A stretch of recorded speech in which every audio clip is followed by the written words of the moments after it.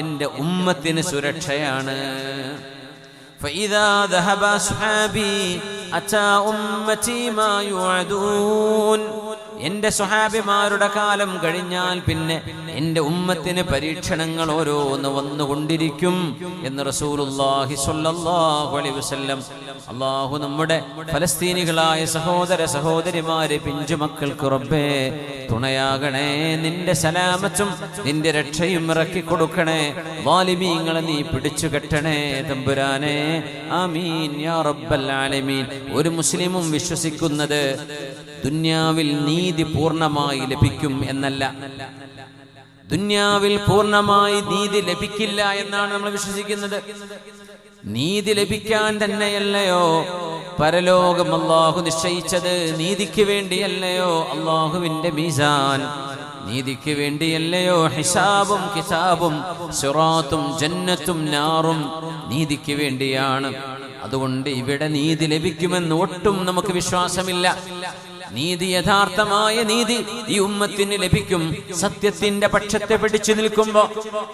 ഉമ്മച്ചികൾക്ക് അല്ലാഹു പരീക്ഷണം നൽകുന്നുണ്ട്, ശരിയാണ്, മുൻഗാമികൾക്ക് നൽകിയിട്ടില്ലേ? ആ പരീക്ഷണങ്ങൾ നമ്മൾ അതിജീവിക്കേണ്ടവരാണ്. എന്നാൽ നീതി ലഭിക്കുന്നത് അല്ലാഹുവിന്റെ കോടതിയിലായിരിക്കും. ഇവിടെ നീതി കിട്ടണമെന്നില്ല, കിട്ടുമെന്ന് പ്രതീക്ഷിക്കേണ്ടതുമില്ല.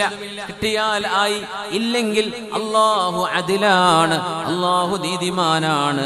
നീതി അല്ലാഹു നൽകുന്ന ലോകമാണ് മഹ്ശറ എന്ന് മഹാനായ റസൂലുള്ളാഹ്. ഒരു കിടങ്ങ് കീറി ആ കിടങ്ങിൽ വിറക് വെച്ച് കത്തിച്ച് ആ ആളിപ്പടരുന്ന തീയിലേക്ക് 1000-ഓളം ആളുകളെ തള്ളിവിട്ട് അതിൽ വെന്ത് ആർത്ത് നിലവിളിച്ച് കരയുന്ന ആ കരച്ചിൽ കേട്ട് ചിരിച്ചിരുന്ന ആളുകളെ ഖുർആൻ സൂറത്തുൽ ബുറൂജിൽ ഖുതില അസ്ഹാബുൽ ഉഖ്ദൂദ് അന്നാരി ദാത്തിൽ വഖൂദ്. അസ്ഹാബുൽ ഉഖ്ദൂദ് വെന്ത് മരണപ്പെട്ടപ്പോൾ അവർക്ക് നീതി കിട്ടി ഭൂമിയിൽ എന്ന് അല്ലാഹു പറഞ്ഞോ? ഇല്ല, നീതി കിട്ടിയിട്ടില്ല. എന്നാൽ നീതി കിട്ടിയിരിക്കും. അല്ലാഹു ഇന്ന റബ്ബക ലബിൽ മിർസാദ്. അല്ലാഹു ഭൂമിയിൽ വെച്ച് തന്നെ നീതി നടപ്പാക്കണമെന്ന് നിർബന്ധമില്ല. അല്ലാഹുവിന്റെ ഹബീബിന്റെ കാലത്ത് പോലും അങ്ങനെ എത്ര സംഭവങ്ങൾ നടന്നു. അല്ലാഹുവിന്റെ നീതി നടപ്പാകുന്ന ഇടമാണ് മഹ്ശറ, നാളത്തെ പരലോകം. അല്ലാഹുവേ നിന്റെ ആഖിറത്തിൽ വിജയിക്കുന്നവരിൽ ഞങ്ങളെ ചേർത്തണേ തമ്പുരാനെ. ഇതൊരു ഓട്ടമാണ്.